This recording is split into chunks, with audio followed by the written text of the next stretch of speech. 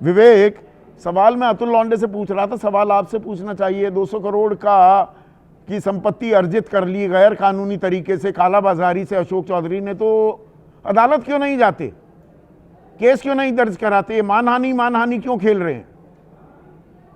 बहुत बहुत धन्यवाद संदीप जी। वो अंग्रेजी में कहावत है, last but not the least. मैं आपके सवाल पर आऊंगा, पर 1 मिनट का अगर आप समय देंगे। कि आंकड़े तो आपने सारे पेश कर दिए जनता के सामने, उसके लिए आपका बहुत बहुत धन्यवाद। लेकिन बुनियादी सवाल ये है कि आप देखिए कि अगर किसी बिहार के युवा को 5,000 10,000 की नौकरी भी चाहिए, वो BA MA पास करके गांधी मैदान में, अगर आप पटना आप जरूर आए होंगे, दिन भर गांधी मैदान में पसीना बहाता है।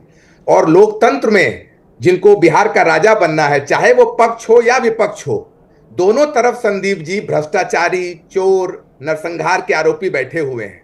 तो इसको इसलिए आप कहेंगे कि क्यों ऐसा है? इसलिए ऐसा है कि इनकी प्राथमिकता ही नहीं है, क्योंकि इनको पता है कि जाति और धर्म के नाम पर कुंदन बिहार लाल में कुरील हैं विवेक, हमारे दर्शक महाराष्ट्र वासियों कह रहे हैं लालू यादव अगर बीजेपी में शामिल हो जाएं तो फिर सारी कार्रवाई थम जाएगी। मतलब थोड़ा सा कुछ ज्यादा कह दिया ना, ये भी हो जाएगा? आप भी इत्तेफाक रख रहे हैं उनके सवाल से?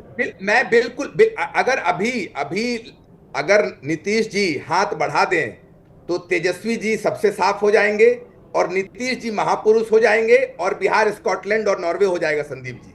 अभी बिहार स्कॉटलैंड और नॉर्वे हो जाएगा और नीतीश जी महापुरुष हो जाएंगे। ये इसीलिए है संदीप जी, क्योंकि विकल्प के अभाव में लालू के डर से भाजपा और भाजपा के डर से लालू बिहार में आती रही है, इसीलिए बिहार की दुर्गति रही है। आप FIR क्यों नहीं कराते? मेरे मूल सवाल पर आइए। अब मैं आपके मूल सवाल पे आ जाता हूं। आप देखिए, क्योंकि आप एकदम आंकड़े की बात करते हो और आपका आंकड़ा एकदम रटा रहता है। योगेंद्र दत्त जो अशोक चौधरी के PA हैं, 2019 में 0.7 एकड़ का जमीन अशोक चौधरी ने योगेंद्र दत्त के नाम से लिया, और 2021 में शांभवी चौधरी के नाम पर वो जमीन को ट्रांसफर कराया 10 लाख रुपया में। जब इनकम टैक्स ने नोटिस भेजा इनको, तो 4 साल बाद बाकी का 25 लाख रुपया जमा करवाते हैं। तो बाकी सब बात भूल जाएं, बकायदे सारा तो वही सबूत, तो मेरा सवाल है विवेक, तो जाकर सबूत भी हैं, सबूतों के आधार पर FIR दर्ज कराइए, पुलिस कार्रवाई करेगी, CBI ED को जाकर बताइए। बताते क्यों नहीं? मैं ये स्टूडियो में ही क्यों बता रहे हो, या चुनावी रैलियों में ही क्यों चिल्ला रहे हो? नहीं संदीप जी, ये बात आपकी बिल्कुल सही है। सिर्फ अशोक चौधरी पर हम लोग नहीं केस कर रहे हैं। आपको मैं इस चैनल के माध्यम से आपको ये वादा कर रहा हूं, बता रहा हूं जनता को, अशोक चौधरी, दिलीप जायसवाल जिस पर केस है राजेश शाह की मर्डर का, और सम्राट उर्फ राकेश चौधरी उर्फ सम्राट मौर्य उर्फ मुरेठा चौधरी, उनके खिलाफ भी अभी केस होगा। जैसे वो दर्ज करेंगे अपना एफिडेविट, उनके खिलाफ भी केस होगा कि भाई बताओ। तो ये बड़ी खबर आप दे रहे हैं विवेक। जनसुराज पार्टी कह रही है जैसे ही एफिडेविट अपना हलफनामा दाखिल करेंगे, चुनाव का पर्चा भरेंगे, उसके बाद आप FIR दर्ज कराने वाले हैं अशोक चौधरी पर, दिलीप जायसवाल पर। अशोक चौधरी तो चुनाव लड़ते नहीं, लेकिन सम्राट चौधरी उर्फ राकेश कुमार उर्फ मुरेठा चौधरी पर बिल्कुल केस दर्ज होगा। जैसे एफिडेविट डालेंगे, उनको पूछा जाएगा कि क्या आप नरसंहार के आरोपी हैं, आपने बताया। आप 10वीं कब पास किए, आपने बताया कि नहीं बताया। ये देखिए, उनको छोड़ने वाले नहीं है संदीप जी। इस तरीके और अशोक चौधरी का जो ये सारे आप बात बता रहे हैं, वो चुनाव नहीं लड़ेंगे तो क्या आप पुलिस थाने जाएंगे? उतनी जहमत उठाएंगे? कब उठाएंगे? बिल्कुल जाएंगे, और प्रक्रिया जारी है। हमारे जो प्रदेश के उपाध्यक्ष हैं YB गिरी जी, इन सारी प्रक्रियाओं की बातचीत शुरू हो गई है, और बिल्कुल चलिए प्रक्रिया, ये प्रक्रिया एक ऐसा, संदीप जी एक आखिरी, संदीप हाँ जी बोलिए ना, बोलिए।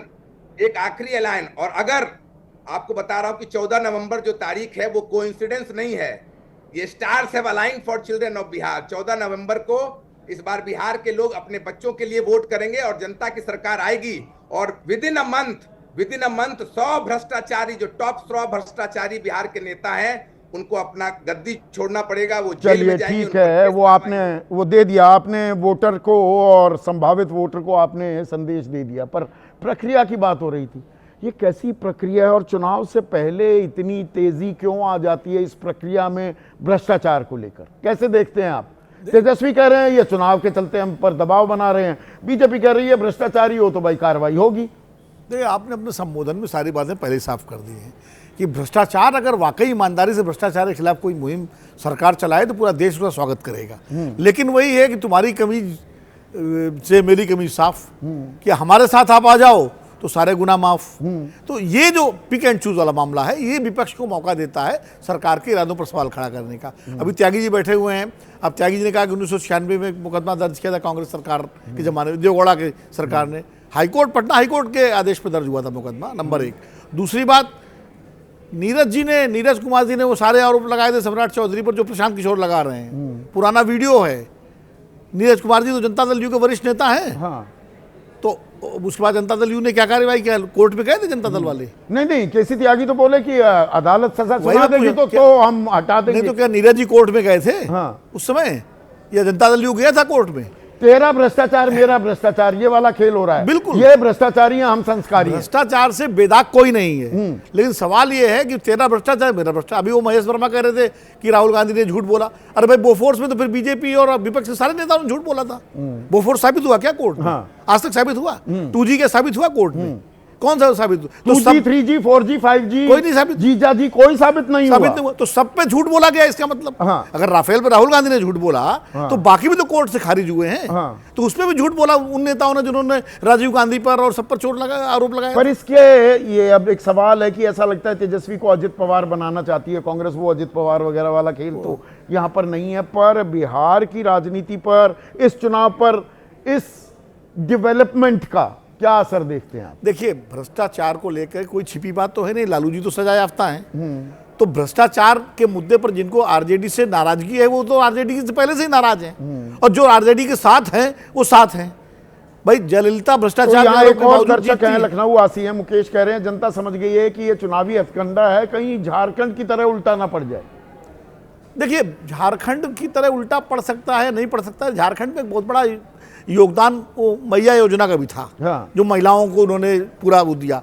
और झारखंड के मामले में ये हेमंत सोरेन को जब जमानत का फैसला दिया, सोरेन को जो विरासत भी मिली, शिबू सोरेन की, बड़े आरोप इस तरह के नहीं लगे जो लालू प्रसाद। उस जमानत में जो कोर्ट ने काफी ऐसे तर्क जो लताड़ लगाई जो एजेंसियों को, वो भी महत्वपूर्ण है। वो हेमंत सोरेन के पक्ष में गया।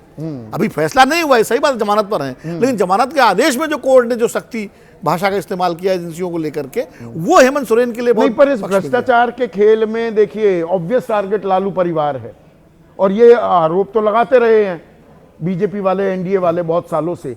पर सम्राट चौधरी, अशोक चौधरी पर निशाना साधकर पीके ने जो भ्रष्टाचार के गंभीर आरोप लगाए हैं, एक और खिड़की भी खोल दी है क्या?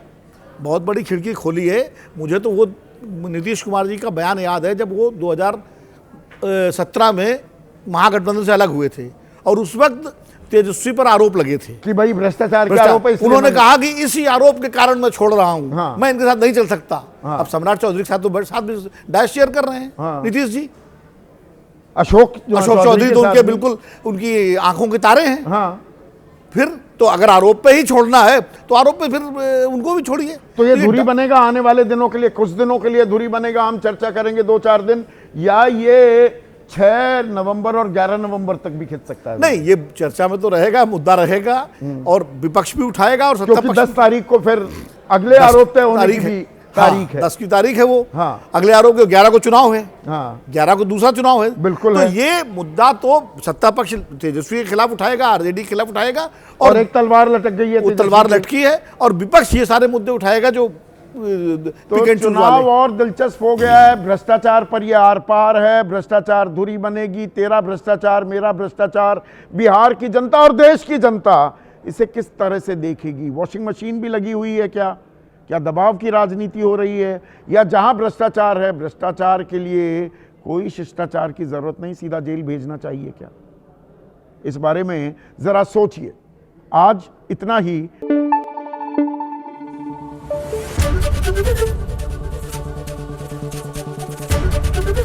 एबीपी न्यूज आपको रखे आगे।